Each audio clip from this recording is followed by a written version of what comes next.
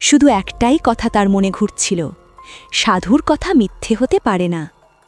এই নিঃস্বার্থ বিশ্বাস আর প্রতীক্ষা আর সহ্য করতে পারলেন না ভক্তবৎসল ঠাকুর। দূর থেকে ভেসে এলো মধুর বাঁশির সুর। বাঁশি বাজাতে বাজাতে স্বয়ং শ্রীকৃষ্ণ এসে দাঁড়ালেন কিরাতের জালের সামনে এবং নিজেই ধরা দিলেন।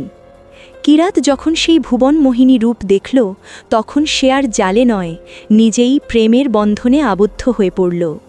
দু চোখ বেয়ে অশ্রু ঝরতে লাগল। সে ভুলে গেল ক্ষুধা, তৃষ্ণা, সব কিছু। হঠাৎ সাধুর কথা মনে পড়তেই সে চিৎকার করে উঠল, শিকার পেয়ে গেছি, শিকার পেয়ে গেছি। তারপর সরল অভিমানে ঠাকুরের দিকে তাকিয়ে বলল, আচ্ছা বাছাধন, 3 দিন আমাকে না খাইয়ে পিপাসায় রেখে এখন সামনে এসে এমন জাদু করছো কেন? শ্যামসুন্দর সেই সরলতায় মুগ্ধ হয়ে মৃদু হাসলেন। কিরাত তখন কৃষ্ণকে শিকারের মতো কাঁধে তুলে নিয়ে সাধুর কুটিরে হাজির হল। বলল, বাবা, আপনার শিকার ধরে এনেছি। সাধু যখন দেখলেন কিরাতের কাঁধে জালে বন্দী হয়ে হাসছেন স্বয়ং শ্রীকৃষ্ণ, তখন তিনি আর দাঁড়িয়ে থাকতে পারলেন না।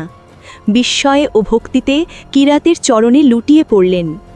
কাঁদতে কাঁদতে সাধু বললেন, হে নাথ, শৈশব থেকে কত তপস্যা করেছি, সংসার ছেড়েছি, ভজন করেছি, তবুও আপনার দেখা পাইনি।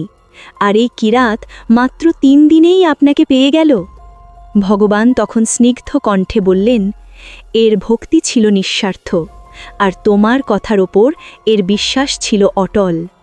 এই বিশ্বাসই আমাকে টেনে এনেছে, আমি আর দূরে থাকতে পারিনি। যদি এরকম ভক্তিমূলক কথা আরও শুনতে চান, তাহলে কৃষ্ণপ্রিয়ার ভক্তিকথা চ্যানেলটা অবশ্যই সাবস্ক্রাইব করুন। হরে কৃষ্ণ।